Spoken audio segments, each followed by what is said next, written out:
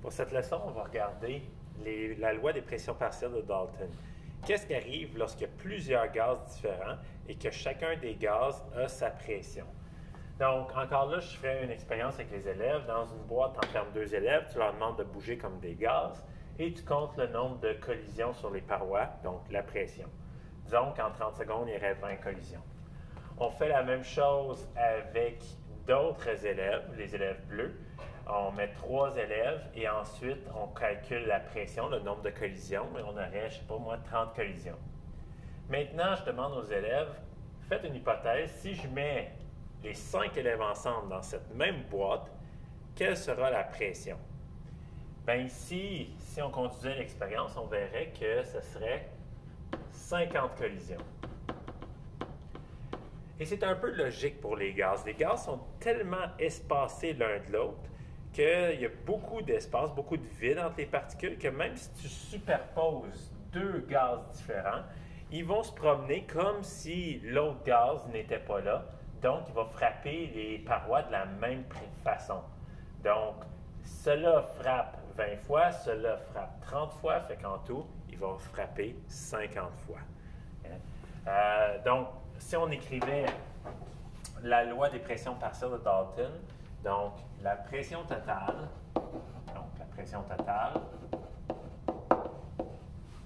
est la somme des pressions partielles.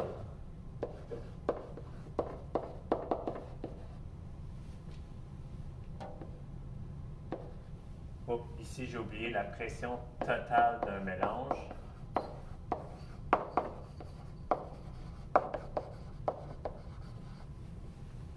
Et la somme des pressions partielles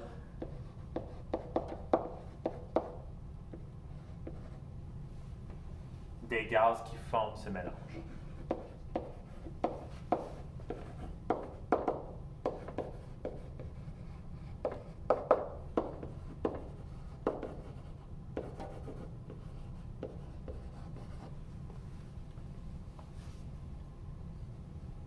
Donc, si j'ai un gaz ici qui a une certaine pression, disons 20 kPa, un autre gaz qui a une autre pression 30 kPa, si je prends ces deux gaz-là et je les mets dans le même récipient, ils vont avoir une pression de 50 kPa. C'est aussi simple que ça. Si on prend l'exemple avec ça ici, si j'ai dans une boîte de l'azote à 30 kPa de pression, avec de l'oxygène à 10 kPa de pression, bien, ma pression totale va être égale à 40 kPa.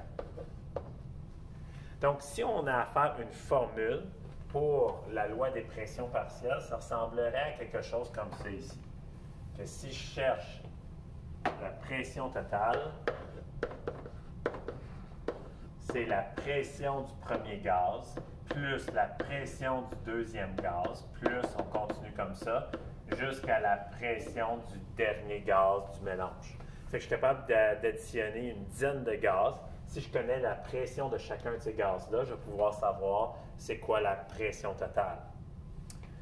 Autre chose qui est importante avec la loi des pressions partielles de Dalton, c'est que ça nous dit dans le fond que la pression est directement proportionnelle au nombre de moles. Okay? Donc, je l'ai écrit à l'envers ici, je devrais plutôt l'écrire comme ça. La pression est directement proportionnelle au nombre de moles. Ce que ça veut dire, c'est que plus j'ai de particules, si je double le montant de particules, je double ma pression aussi. C'est d'ailleurs pour ça qu'on est capable d'additionner les pressions, parce que j'additionne les particules, donc j'additionne les pressions. Ça va nous aider dans les cas où on connaît le pourcentage. Donc, vous avez peut-être appris dans le passé qu'il y avait de l'oxygène dans l'air, ça j'espère que vous le savez, mais qu'il y avait 21% d'oxygène dans l'air. Donc, l'oxygène dans l'air, c'est 21%. Qu'est-ce que ça veut dire quand on dit qu'il y a 21%? Ça veut dire que si on avait 100 particules d'air,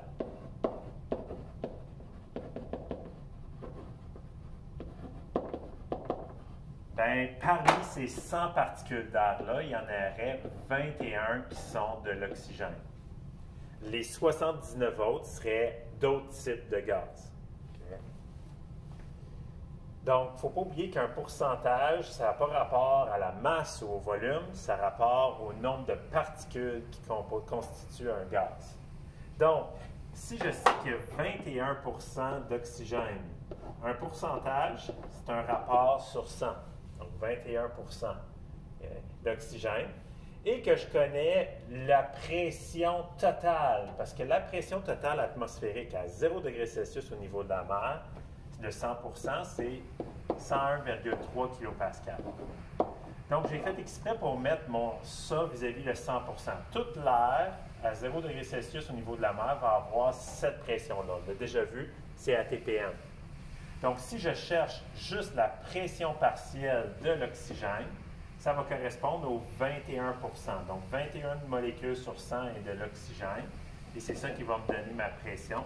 Donc, juste en faisant une multiplication croisée, je suis capable de trouver, ça va être quoi la pression partielle de l'oxygène dans l'air au niveau de la mer à 0 degré Celsius. Donc, dans le fond, la pression partielle de l'oxygène ATPM. Pression partielle, généralement, on va mettre pression plus le gaz qu'on essaie de découvrir ici. Donc, ici, si je fais la multiplication, je vais obtenir 21,3 kPa. Donc, dépendamment de ma précision ici, j'ai seulement mis 2 chiffres significatifs. Donc, si je garde 2 chiffres significatifs, ce serait tout simplement 21 kPa. Maintenant, si on fait la même chose, puis on voudrait savoir c'est quoi la pression totale, si on connaît la pression partielle de l'azote. Donc, ça dit ici que la pression partielle de l'azote gazeux, ça fait partie de Hofbrinkel, c'est N2, c'est égal à 75 kPa. Puis là, on nous demande c'est quoi la pression atmosphérique. La pression atmosphérique, c'est la pression totale. Pour trouver la pression totale, normalement, j'aurais besoin de la pression de tous les gaz. Mais, dans ce cas-ci, je n'ai pas besoin parce que, probablement vous le connaissez déjà, vous connaissez le pourcentage d'azote dans l'air. Peut-être. Le pourcentage d'azote dans l'air, c'est de 78 Donc, s'il y a 100 particules, il y en a 78 particules que c'est de l'azote. Et oui, vous respirez beaucoup d'azote présentement. Donc, je vais utiliser la même stratégie avec un rapport. Je connais le pourcentage, mais là, maintenant, ma pression, ce n'est pas la pression totale, c'est plutôt la pression partielle de l'azote, fait que je vais le mettre en haut ici. Et je cherche maintenant, c'est quoi la pression totale. Donc, encore une fois, c'est une multiplication croisée, un produit croisé qui se fait assez rapidement. Et c'est comme ça que je vais pouvoir trouver ma pression totale, ou je pourrais écrire aussi ma pression atmosphérique, qui contient tous les gaz de l'atmosphère. Donc, ce serait 96,2. Si je regarde les chiffres significatifs, j'en ai 3, j'en ai seulement 2. Donc ici, il faudrait que je garde 2 chiffres significatifs.